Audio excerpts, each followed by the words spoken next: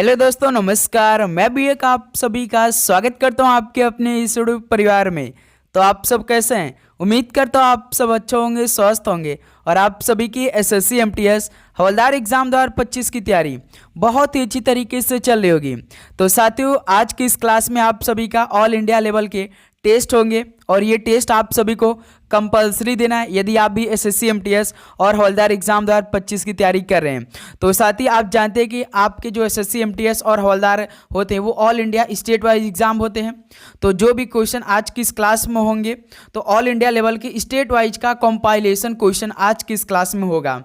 तो इसमें total 60 question होने वाले हैं और आप सभी का सही करने का टारगेट 60 क्वेश्चन में से 45 क्वेश्चन रहने वाले हैं। तो साथ ही आपको यही चेक करना है क्या आप सभी से जो ऑल इंडिया स्टेट वाइज के क्वेश्चन बनते हैं एमटीएस और हवलदार की शिफ्ट के लिए, क्या हमसे 60 क्वेश्चन में से 45 क्वेश्चन ठीक हो पा रहे या नहीं, बस यही आप सभी को देखना है। और साथ ही जो आप आने वाले दिनों में यानी सितंबर के महीना में एमटीएस और हवलदार की एग्ज़ाम देंगे, जो भी आपका शिफ्ट होगा, यदि आपकी शिफ्ट में साथ ही जितने भी टॉपिक रहेंगे सिंगल क्वेश्चन बाहर नहीं जाएगा। जो भी आज की इस क्लास में जितने भी टॉपिक से आज की इस क्लास में आपको सवाल मिलने वाले हैं, बस आपको यही चेक करना है और आने वाले दिनों में आज के टॉपिक को क्लियर करिएगा। अब आप धीरे धीरे लगातार उन्हीं टॉपिक को क्लियर करते रहिए, आप बेस्ट स्कोर कर ले जाएंगे अपने पेपर में। ओके, तो देख सकते हैं साथ ही एमटीएस में कैसे कैसे प्रश्न पूछे थे आपके सामने आने वाले हैं। तो उम्मीद करूंगा इस टेस्ट को आप कंप्लीट देंगे, बहुत अच्छी तरीके से देंगे और अपना स्कोर को बूस्ट करेंगे और स्कोर चेक करेंगे। इस सेशन से 1 नंबर का नेगेटिव मार्किंग रहेगा, ये बात याद रखिएगा। ओके, तो चलिए बिना टाइम वेस्ट करते हुए इस क्लास को स्टार्ट कर लेते हैं। डेली क्लास सुबह 8 बजे, एक दोपहर में 12:35 पे और एक साथ ही शाम में 6:35 पे। ओके, तो चलिए इस टेस्ट को स्टार्ट करते भाई, देखते हैं कितना स्कोर कर पाते हैं। लास्ट में स्कोर करेंगे आप लोग। ओके, पहला प्रश्न देखेंगे। निम्नलिखित प्रसिद्ध व्यक्तियों में से भूदान और सर्वोदय आंदोलन के लिए किसे जाना जाता है? बताइए, इन प्रसिद्ध व्यक्तियों में से भूदान और सर्वोदय आंदोलन के लिए किसे जाना जाता है? बताइए। पहले का राइट आंसर क्या हो जाएगा? तो सर जी आचार्य विनोबा भावे को, यानी सी ऑप्शन क्या हो जाएगा? बिल्कुल राइट आंसर हो जाएंगे। चलिए नेक्स्ट अगला सवाल कॉल करिए। क्वेश्चन नंबर 2 को, अटल भूजल योजना किससे संबंधित है? बताइए, अटल भूजल योजना किससे संबंधित है? तो साथ ही याद रखिएगा ये भूजल से संबंधित है। ऑप्शन यहां से आप सभी का बिल्कुल राइट आंसर हो जाएंगे। चलिए अगला सवाल कॉल करिएगा। क्वेश्चन नंबर 3 को, कर्मा पूजा के त्यौहार के दौरान कर्मा नृत्य किया जाता है, यह त्यौहार किस ऋतु में मनाया जाता है? बताइए साथी, कर्मा पूजा के त्यौहार के दौरान कर्मा नृत्य किया जाता है तो यह त्यौहार किस ऋतु मनाया जाता है? बताइए। तो साथ ही याद रखिएगा ग्रीष्म ऋतु मनाया जाता है। बी ऑप्शन क्या हो जाएगा? बिल्कुल राइट आंसर हो जाएंगे। ओके, चलिए नेक्स्ट अगला सवाल कॉल करिएगा। क्वेश्चन नंबर 4 को, प्राचीन पंजाब के लोक गीतों से उत्पन्न किसमें अक्सर एक प्रेमी की व्यथा को दर्शाया जाता है?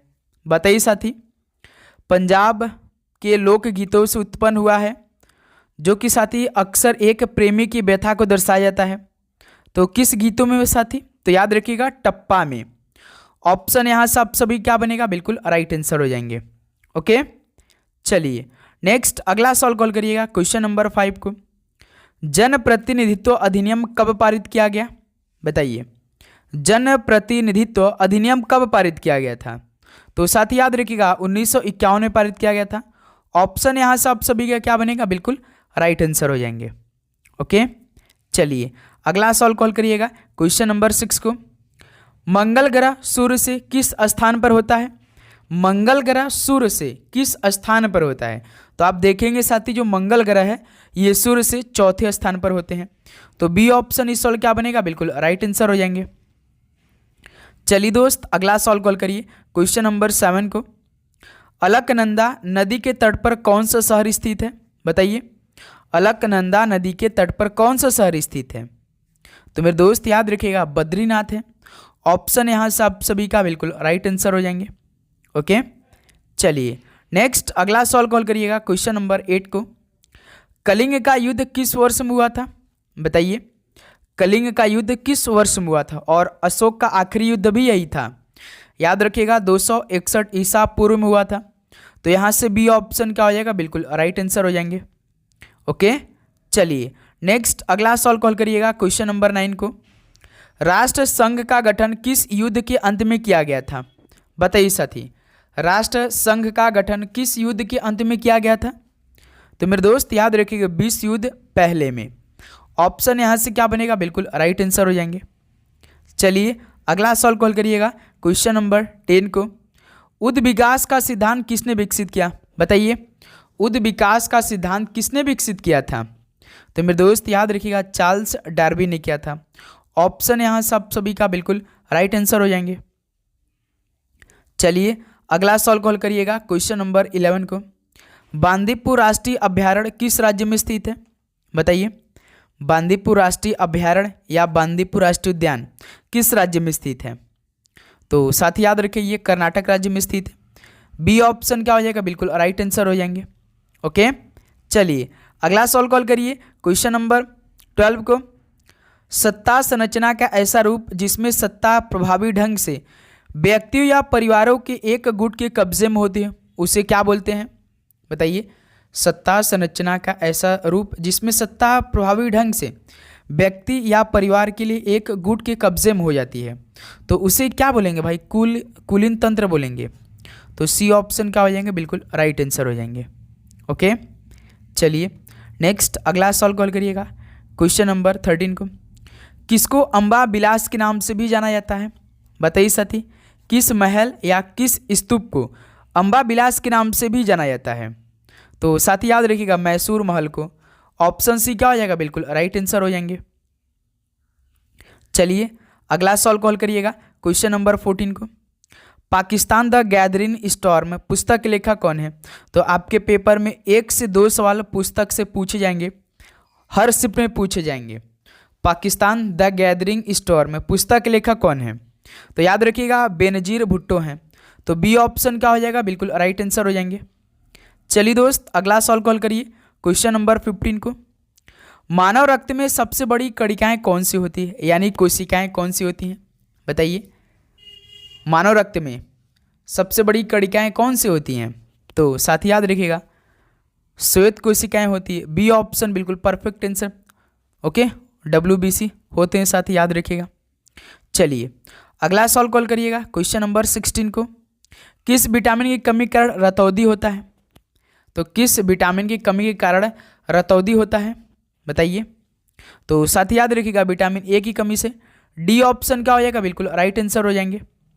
चलिए अगला सवाल कॉल करिएगा क्वेश्चन नंबर 17 को।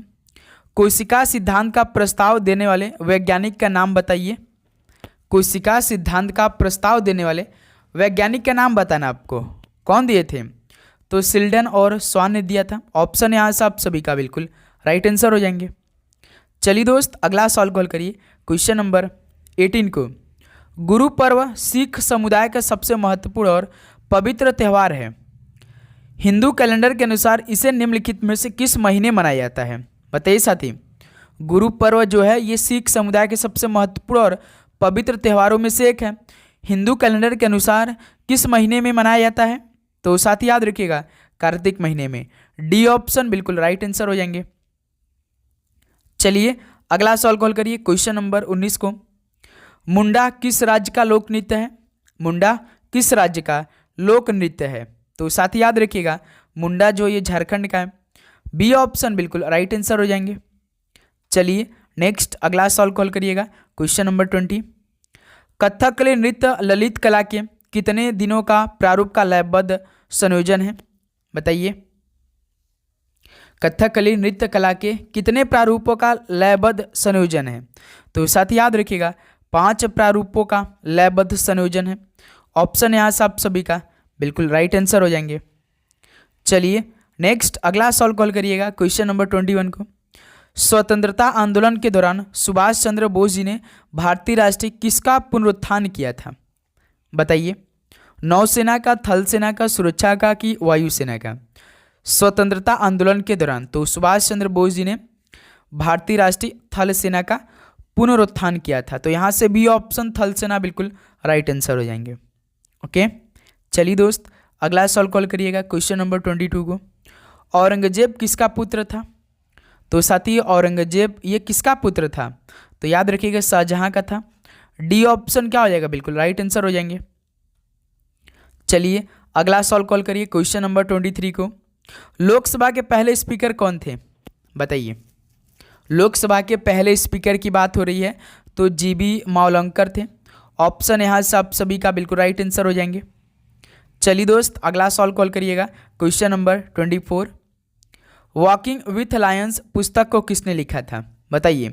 वॉकिंग विथ लायंस पुस्तक के लेखक कौन है? तो याद रखिएगा साथी के नटवर सिंह है। ऑप्शन यहाँ से आप सभी का बिल्कुल राइट आंसर हो जाएंगे। ओके चलिए नेक्स्ट अगला सॉल्व कॉल करिए क्वेश्चन नंबर 25 को। केवलादेव राष्ट्रीय उद्यान किस राज्य में स्थित है? बताइए। केवलादेव राष्ट्रीय उद्यान किस राज्य में स्थित है? तो मेरे दोस्त याद रखिएगा राजस्थान में स्थित है। डी ऑप्शन बिल्कुल राइट आंसर हो जाएंगे। ओके चलिए अगला सॉल्व कॉल करिएगा क्वेश्चन नंबर 26 को। डैश धातु हमारी हथेली पर पिघल जाती है। तो वो कौन सी धातु है जो कि हमारी हथेली पर बिल्कुल पिघल जाती है? तो सिंपली साथी वो गैलियम होती है। ऑप्शन है आप सभी का बिल्कुल राइट आंसर हो जाएंगे। ओके चलिए अगला सॉल्व कॉल करिए क्वेश्चन नंबर 27 को। दमाली लोक नृत्य किस राज्य या केंद्र शासित प्रदेश से जुड़ा हुआ है? बताइए। दमाली लोक नृत्य किस राज्य या केंद्र शासित प्रदेश से जुड़ा हुआ है? तो साथ ही याद रखिएगा जम्मू और कश्मीर से। बी ऑप्शन बिल्कुल परफेक्ट आंसर हो जाएंगे। चलिए नेक्स्ट अगला सॉल्व कॉल करिए क्वेश्चन नंबर 28 को। तो निम्नलिखित में से कौन सी नदी बंगाल की खाड़ी में गिरती है? बताइए साथी। हल करिए सॉल्व का राइट आंसर क्या बनेगा? कौन सी नदी बंगाल की खाड़ी में जाकर गिरती है? ऑप्शन के अनुसार चलेंगे तो कृष्णा नदी है। ऑप्शन सी बिल्कुल परफेक्ट आंसर हो जाएंगे। चलिए अगला सॉल्व कॉल करिएगा क्वेश्चन नंबर 29 को। नाथुला दर्रा यह किस राज्य में स्थित है? नाथुला दर्रा किस राज्य में स्थित है? तो मेरे दोस्त याद रखिएगा इंडिया में स्थित है। डी ऑप्शन बिल्कुल राइट आंसर हो जाएंगे। चलिए अगला सॉल्व कॉल करिएगा क्वेश्चन नंबर 30 को। सन 1905 में बंगाल के विभाजन को लागू करने का निर्णय किसके द्वारा लिया गया था? बताइए साथी। सन 1905 में बंगाल के विभाजन को लागू करने का निर्णय किसके द्वारा लिया गया था? तो मेरे दोस्त याद रखिएगा लॉर्ड कर्जन के द्वारा। तो डी ऑप्शन बिल्कुल परफेक्ट आंसर हो जाएंगे। चलिए अगला सॉल्व कॉल करिए क्वेश्चन नंबर 31 को। किस राज्य में फोडोंग बौद्ध मठ स्थित है? बताइए। किस राज्य में फोडोंग बौद्ध मठ स्थित है? तो मेरे दोस्त याद रखिए सिक्किम राज्य में स्थित है। ऑप्शन यहाँ से आपका क्या हो जाएगा? बिल्कुल राइट आंसर हो जाएंगे। ओके चलिए नेक्स्ट अगला सॉल्व कॉल करिए क्वेश्चन नंबर 32।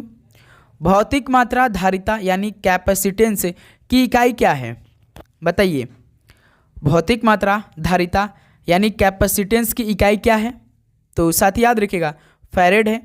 तो बी ऑप्शन क्या हो जाएगा? बिल्कुल राइट आंसर हो जाएंगे। चलिए नेक्स्ट अगला सॉल्व कॉल करिए क्वेश्चन नंबर 33। संसद प्रत्येक वर्ष कितने सत्र आयोजित करती हैं? तो साथी संसद प्रत्येक वर्ष में कितने सत्र आयोजित करते हैं? तो टोटल साथी 3 सत्र होते हैं। तो सी ऑप्शन बिल्कुल परफेक्ट आंसर हो जाएंगे। चलिए अगला सॉल्व कॉल करिएगा क्वेश्चन नंबर 34 को। किस राज्यसभा सदस्य के लिए भारत का प्रधानमंत्री की न्यूनतम उम्र क्या है? तो किसी राज्यसभा सदस्य के, राज्यसभा की बात कर रहा है तो सिंपली साथी आप जानते हैं 30 होता है। यदि लोकसभा की बात करेगा तो 25 होता है। आप जानते हैं साथी यदि आप राज्यसभा के सदस्य हैं और आपको भारत का प्रधानमंत्री बनना है तो आपका जो मिनिमम एज होना चाहिए वो 30 होना चाहिए। यदि साथी आप लोकसभा के सदस्य हैं और आपको देश का प्रधानमंत्री बनना है तो आपकी जो मिनिमम एज है वो 25 होना चाहिए। ओके याद रखिएगा ये महत्वपूर्ण फैक्ट है। तो सी ऑप्शन बिल्कुल राइट आंसर हो जाएंगे। चलिए अगला सॉल्व कॉल करिए क्वेश्चन नंबर 35 को। द्विपदीय नामकरण पद्धति की स्थापना किसके द्वारा की गई थी? द्विपदीय नामकरण पद्धति की स्थापना किसके द्वारा की गई थी? तो मेरे दोस्त याद रखिएगा कार्ल लिनियस के द्वारा। ऑप्शन सी बिल्कुल राइट आंसर हो जाएंगे। चलिए अगला सॉल्व कॉल करिए क्वेश्चन नंबर 36 को। स्वतंत्र भारत के प्रथम शिक्षा मंत्री कौन थे? स्वतंत्र भारत के पहले शिक्षा मंत्री कौन थे? तो अबुल कलाम आजाद जी थे। ऑप्शन सी बिल्कुल राइट आंसर हो जाएंगे। चलिए दोस्त अगला सॉल्व कॉल करिए क्वेश्चन नंबर 37 को। प्रसिद्ध हवा महल राजस्थान के किस शहर में स्थित है? बताइए। प्रसिद्ध हवा महल तो राजस्थान में स्थित है लेकिन राजस्थान के किस शहर में स्थित है? तो भाई याद रखिएगा जयपुर में स्थित है। ऑप्शन सी बिल्कुल राइट आंसर हो जाएंगे। चलिए अगला सॉल्व कॉल करिए क्वेश्चन नंबर 38 को। इनमें से किस भारतीय राज्य में सूर्योदय सबसे पहले होता है? बताइए किस भारतीय राज्य में सूर्य उदय सबसे पहले होता है? तो साथ ही अरुणाचल प्रदेश में। बी ऑप्शन बिल्कुल राइट आंसर हो जाएंगे। ओके चलिए अगला सॉल्व कॉल करिए क्वेश्चन नंबर 39 को। काजीरंगा राष्ट्रीय उद्यान किस लुप्त प्राय प्राणी का इकलौता प्राकृतिक वास है? बताइए दोस्त, काजीरंगा राष्ट्रीय उद्यान किस लुप्त प्राय प्राणी का इकलौता प्राकृतिक वास है? तो साथ ही याद रखिएगा एक सिंह का जो गैंडा है इसके लिए फेमस है। तो यहाँ से बी ऑप्शन बिल्कुल परफेक्ट आंसर हो जाएंगे। चलिए अगला सॉल्व कॉल करिएगा क्वेश्चन नंबर 40 को। लाल बहादुर शास्त्री का जन्म किस वर्ष में हुआ था? बताइए लाल बहादुर शास्त्री का जन्म किस वर्ष में हुआ था? तो मेरे दोस्त 1904 में हुआ था। डी ऑप्शन बिल्कुल परफेक्ट आंसर हो जाएंगे। चलिए अगला सॉल्व कॉल करिएगा क्वेश्चन नंबर 41 को। राज्यसभा अध्यक्ष के रूप में निम्नलिखित में से किसका उल्लेख किया जाता है? बताइए राज्यसभा अध्यक्ष के रूप में किसका उल्लेख किया जाता है? तो साथ ही याद रखिएगा उपराष्ट्रपति साहब का होता है, जो कि राज्यसभा का पदेन सभापति भी होते हैं। तो सी ऑप्शन बिल्कुल राइट आंसर हो जाएंगे। चलिए अगला सॉल्व कॉल करिएगा क्वेश्चन नंबर 42 को। राइडर कप किस खेल के साथ जुड़ा हुआ है? राइडर कप किस खेल के साथ जुड़ा हुआ है? तो मेरे दोस्त ये गोल्फ खेल के साथ जुड़ा हुआ है राइडर कप। डी ऑप्शन बिल्कुल राइट आंसर हो जाएंगे। ओके चलिए अगला सॉल्व कॉल करिए क्वेश्चन नंबर 43 को। स्कर्वी यानी मसूड़े से खून आना किस विटामिन की कमी के कारण होता है? स्कर्वी जैसे कि मसूड़ों से खून आना स्टार्ट हो जाता है, तो ये साथी किस विटामिन की अभाव से होता है? तो भाई याद रखिएगा विटामिन सी की अभाव से। ऑप्शन सी बिल्कुल राइट आंसर हो जाएंगे। चलिए अगला सॉल्व कॉल करिएगा क्वेश्चन नंबर 44 को। एक्रोस सपोता किसका वैज्ञानिक नाम है?